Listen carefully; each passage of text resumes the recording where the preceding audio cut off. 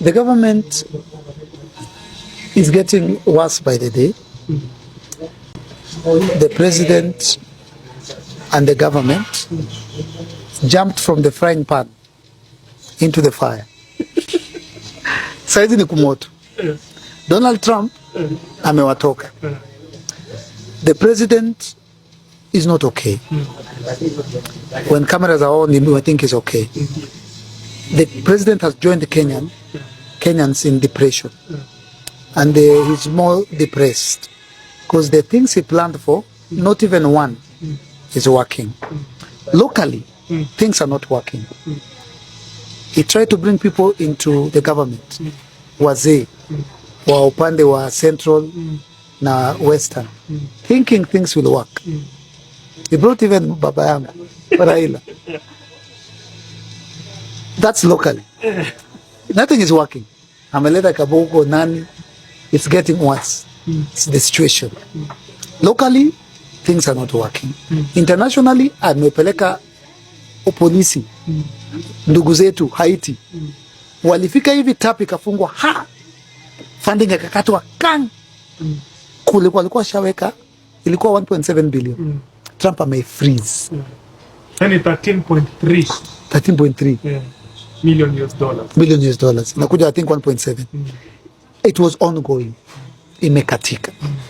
That's why unaona place usually anapatana wa China. Anataka kujoin hawa BRICS. Hawa Brazil, South Africa, hawa. Is looking international. The president has been cornered internationally and locally. And I've been saying this as a prophet when the Mandamanos were on, the Gen Zs. And I said, this government will never have peace until the president fulfills his promises, campaign promises. Na mukasema ni jokes. Wacha nikuambie Ruto, hata uchukue wa Somali wote kutoka Somalia uwalete Kenya wachukue ID, hii nchi iko na wenyewe. Hii nchi ni ya Wasomali wa Kenya, the Somali Kenyans. Hii nchi ni ya Wamasai.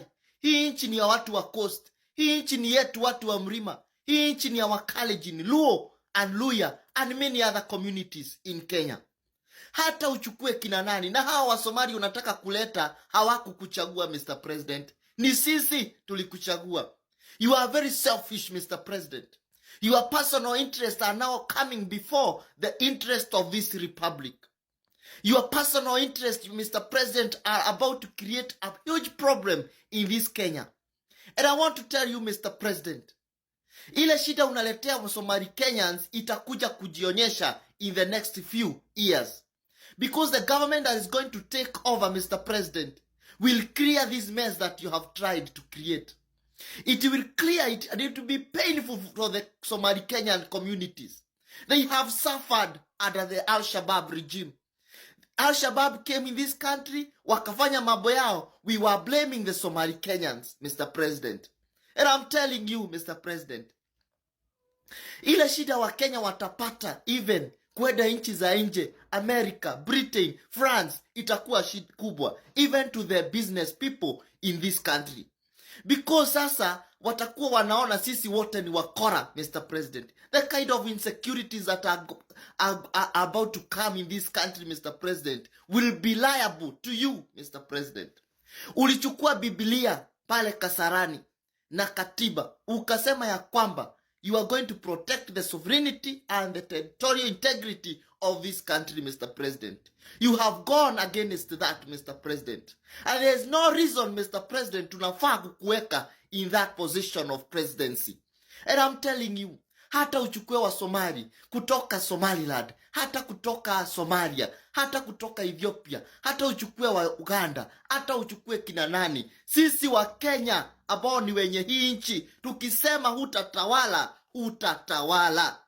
I, William Samoei Ruto, President and Commander-in-Chief of the Kenya Defense Forces, having considered the said petitions in light of the Constitution of Kenya, our national values and principles of governance, by authority vested in me by the Constitution of Kenya, do hereby proclaim and order. Number one, that the extra requirements for vetting and ethnic profiling to which persons living within border counties are subjected to during registration and issuance of national identity documents shall be and is hereby discontinued. And number two, that persons, bodies, and authorities within the Republic of Kenya mandated to issue national identity documents shall continuously review their guidelines and processes to ensure equitable, fair, and transparent process in identification and registration of all persons. Ati mtoto wa Wajia ama Garissa ama Tana River ati akienda kutafuta kitambulisho anaulizwa maswali kuzidi ile wamama wanaulizwa huko kwa maternity. Hiyo maneno tumesema itakoma. Na kesho mimi naweka sahihi kuondoa kabisa ile ubaguzi ya vetting ambayo watoto wa hapa walikuwa wanaangaishwa nayo, ili mtoto wa Kenya ahesabike kwamba ni mtoto wa Kenya bila ya kujali anatoka jamii gani, kwa sababu sote ni sawa mbele ya katiba ya Kenya na sote ni wa Kenya, hakuna mmoja wa kuzidi mwenzake. Tumeelewana jameni? Tuko pamoja?